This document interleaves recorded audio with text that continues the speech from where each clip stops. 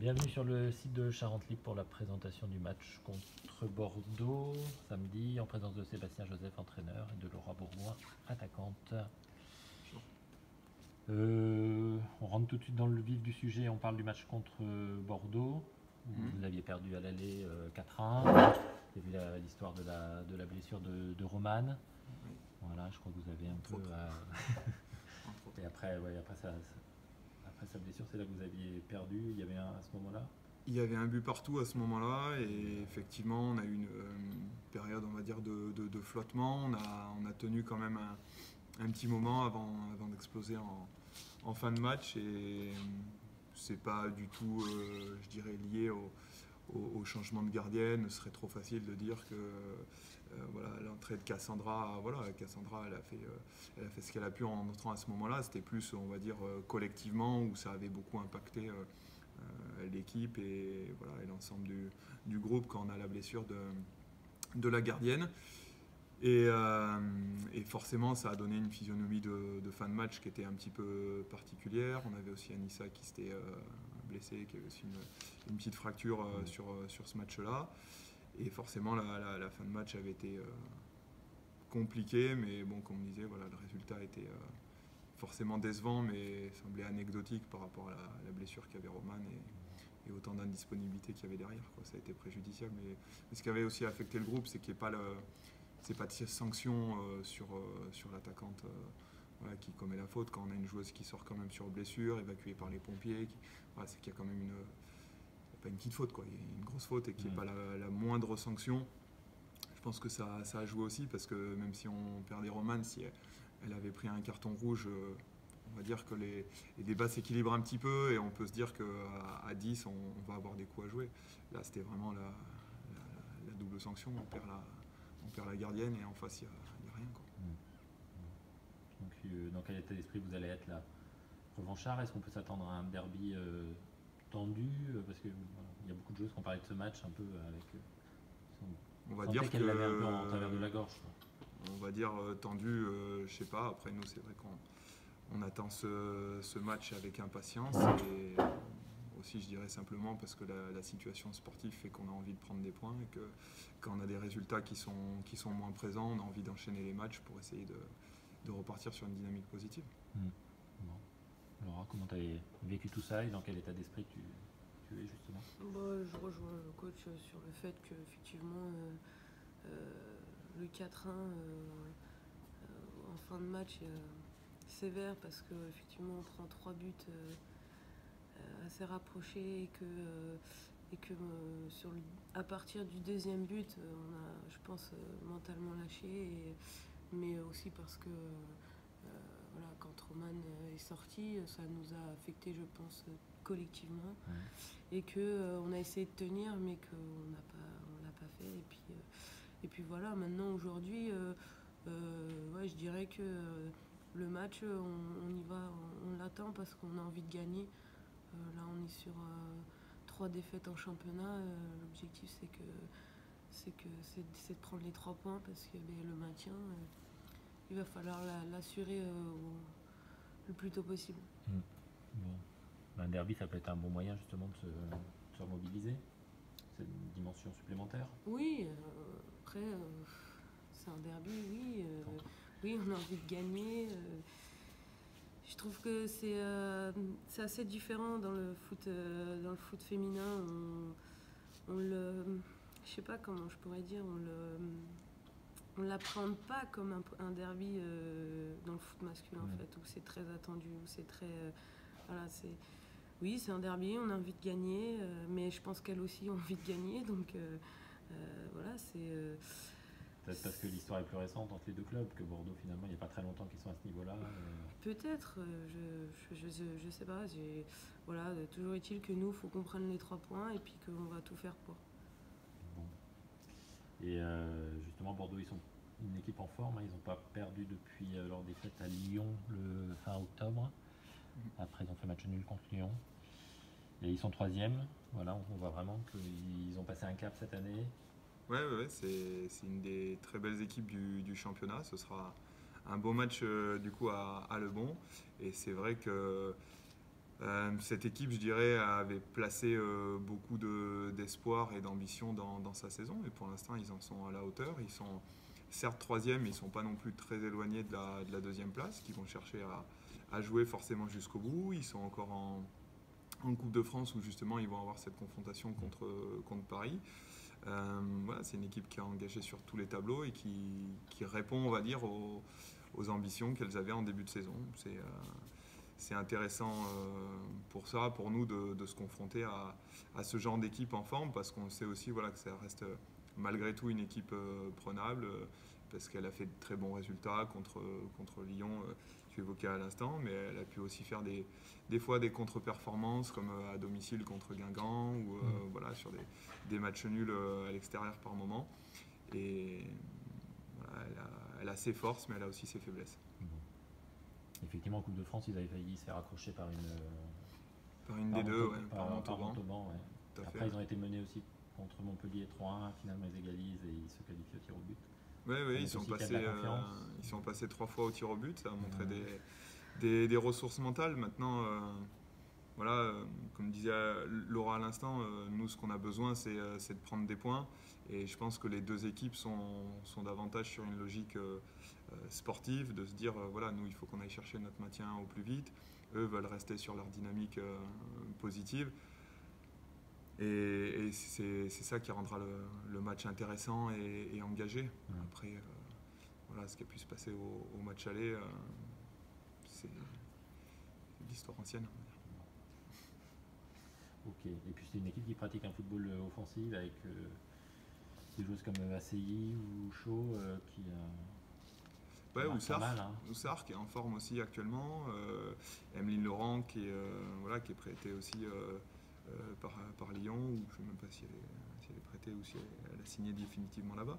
Mais non, c'est une équipe qui a un potentiel offensif intéressant. Et l'important, c'est ce que nous, on souhaite mettre en phase par rapport à ce match dans notre projet de jeu, pour essayer de les embêter, parce que comme je disais à l'instant, ils ont aussi des faiblesses et il y a largement moyen d'exploiter certaines failles.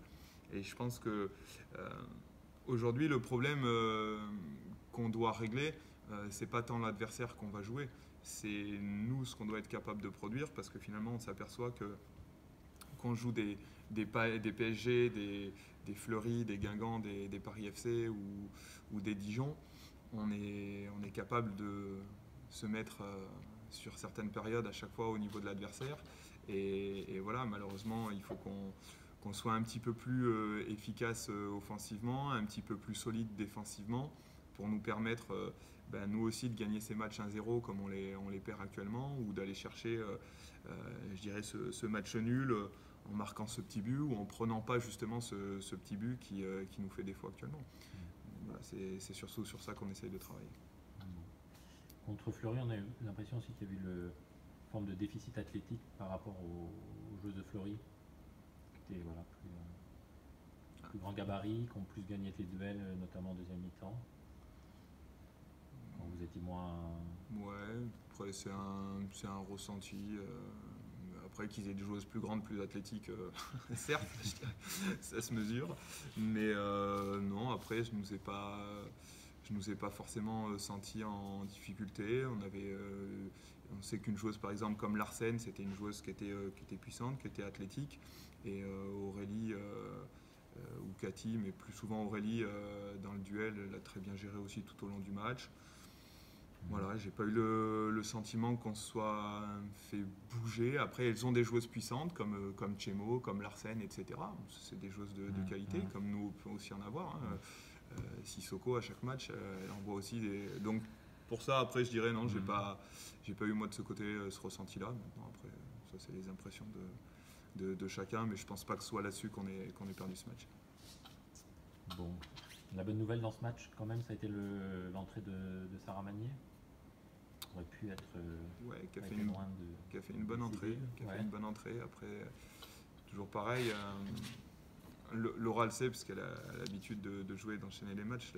La difficulté dans le football, c'est pas de faire une bonne entrée ou un bon match, c'est d'être régulier dans ses performances. Donc, aujourd'hui, c'est ça qu'il faut qu'on trouve. Et toi, Laura, il y a quelques saisons, tu avais marqué, tu avais fait une saison à 10 buts, 9 buts, avec pas mal de passes décisives. Cette année, par exemple, tu es à 2, le championnat n'est pas fini. Non. Et les années d'avant, tu as marqué un petit peu moins. Est-ce que tu as le sentiment d'être un peu moins décisif, justement, dans le jeu Alors, après, je n'occupe plus le même poste Voilà, aussi. c'est ce que j'allais te dire. Est-ce que Déjà. c'est une Donc, histoire de position sur le terrain Donc, alors moins décisif, bah oui, forcément. dans les gestes décisifs, je veux dire. Puisque je suis à 2 buts et je sais même pas si j'ai fait une passe décisive. Donc oui, forcément. Après, comme je disais, je joue plus non plus le même poste, donc je pourrais être plus décisive en centrant plus, en provoquant plus. Ouais, après, peut-être qu'il faut que je m'habitue à ce poste. Enfin bon, en même temps, ça fait depuis le mois de septembre-août que je suis dessus, donc voilà. Oui, après je ne savais pas quoi dire d'autre, à part effectivement je suis moins décisive pour l'équipe, ça c'est sûr. Mais je ne sais pas ce qu'en pense Sébastien.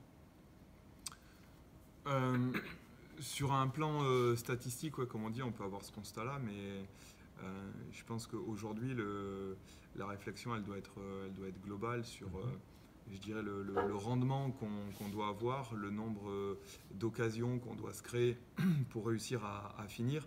Et je pense que c'est par les performances individuelles qu'il y aura un ressorti collectif, c'est-à-dire que si on sait qu'on doit amener tant de centres, faire tant de frappes pour qu'il y ait un but, voilà, il faut qu'on réussisse à se trouver dans ces zones de finition ou à se mettre dans ces situations pour provoquer ce nombre de situations qui va nous apporter un certain nombre de buts. Il y a eu des matchs, je dirais, où on a beaucoup frappé sans forcément la réussite pour marquer ce nombre de buts. Je pense à des matchs comme Reims, par exemple, chez nous, etc. Là où on a des matchs comme Guingamp ou Fleury la semaine dernière, où finalement on a plutôt une domination un peu stérile, dans le sens où on s'approche, on se crée, on amène du danger, mais toutes ces situations, on va dire, aboutissent pas forcément par une frappe au but. Donc aujourd'hui, je pense que Laura, comme d'autres, si elles veulent être plus décisives sur ce côté but que tu évoques, ça va être aussi en multipliant les situations de frappe. Et pour ça, c'est pour ça que je dis que c'est vraiment un travail collectif, parce que pour que nos attaquants soient en situation de frappe, il faut qu'on puisse aussi les mettre dans de bonnes dispositions, faire les bons choix sur le terrain, se mettre, je dirais, dans la bonne passe, le bon timing, le bon appel qui vont nous permettre de marquer plus. Et ça, c'est une réflexion, je dirais, sur laquelle on travaille beaucoup, qu'on a. On a eu aussi une discussion avec les joueuses cette semaine sur justement comment pouvoir amener d'autres solutions. Donc on va essayer de travailler sur d'autres choses encore cette semaine pour amener des problèmes de jeu différents à l'adversaire, et nous en tout cas nous amener des solutions qui permettent à nos joueuses de performer, d'avoir ce côté décisif. Après, la réflexion, elle est, comme je dis, elle est vraiment collective. Aujourd'hui, si Laura en marque moins qu'avant, mais qu'elle fait plus de passes et que d'autres en marquent le double, oui, au final, ça profitera à l'équipe. C'est collective. Ouais, tout à fait.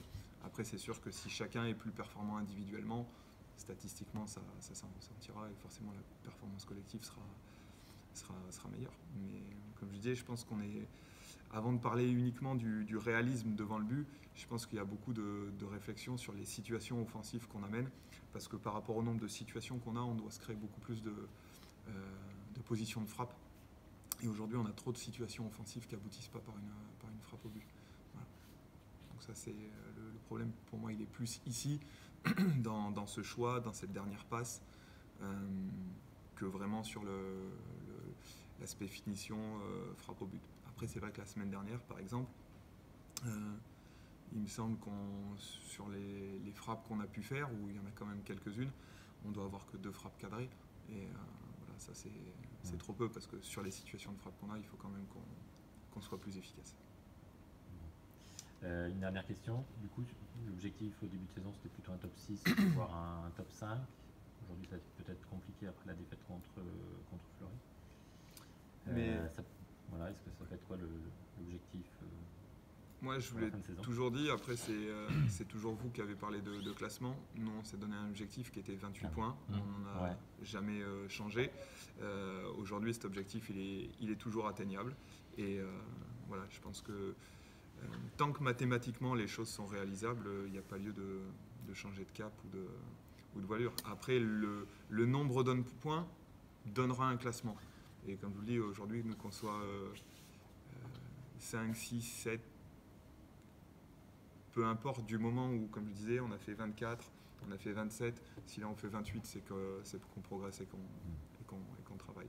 Après, sur le terrain, il peut y avoir aussi des objectifs qui, je dirais, ne doivent pas aujourd'hui nous mettre la pression, même si je sais que certains aimeraient qu'on soit justement sur un discours plus pessimiste ou voilà, ou se dire on va peut-être jouer le maintien, on va faire ci ou ça. Enfin, aujourd'hui, franchement, pour moi, il n'y a rien d'alarmant à notre situation. Il y a des équipes qui sont dans des situations beaucoup plus compliquées que nous. Et voilà, je pense qu'on a largement les moyens de faire encore une bonne saison. On n'a pas encensé les joueuses lorsqu'on a gagné 3 matchs d'affilée en disant que ça y est, finalement on allait peut-être jouer le top 3. On ne va pas non plus s'enterrer parce que là on vient de faire 3 défaites d'affilée en disant bon, bah, finalement le monde s'écroule. Et voilà, je pense que il y a beaucoup de footix qui vont avoir cette vision un petit peu aléatoire des choses. Nous on a une vision sur la globalité de la saison et comme je disais à l'instant, il y a Bordeaux, il y a Reims qui va arriver, il y a encore Guingamp chez nous, il y a Metz chez nous, il y a Marseille chez nous. Enfin, je veux dire, Oui. des matchs réalisables et des points prenables, il y en a. Après, elles de leur côté, si elles le voient. Une victoire contre Bordeaux, ça rattraperait Oui. la défaite de la semaine dernière. Oui, bah, complètement, oui, forcément. Et parce que c'est un match qu'on se devait gagner en fait. Et du coup, ça nous. Non, c'est sûr, il n'y a rien d'alarmant, mais on se sentira mieux quand on sera sûr d'être maintenu. Voilà, donc ce qui serait vraiment bien, c'est effectivement de gagner Bordeaux. Oui, cette défaite, elle vous a affecté du coup, enfin après Fleury? Affecté, non. Parce que c'est un adversaire, Voilà, à parce votre que portée. ces matchs-là, on se doit de les gagner en fait. C'est un peu notre championnat à nous et c'est des matchs qu'on doit gagner. Comme ça, on s'assure au plus vite le maintien et après, on peut voir plus loin et plus haut. Mais non, parce que c'est toujours embêtant de perdre des matchs contre les équipes qui sont de notre niveau. Maintenant, ça ne nous a pas affecté parce que, encore une fois, il n'y a rien d'alarmant. Et après, si tout le monde sait ce qu'il faut qu'on fasse, ce qu'il faut qu'on corrige, et puis il n'y a pas de raison que ça ne marche pas. D'accord. Non, mais c'est aussi peut-être parce que si vous aviez perdu 3-2, ça aurait été moins grave que de perdre 0-1, parce qu'en ce moment, vous avez du mal à marquer des buts. Non.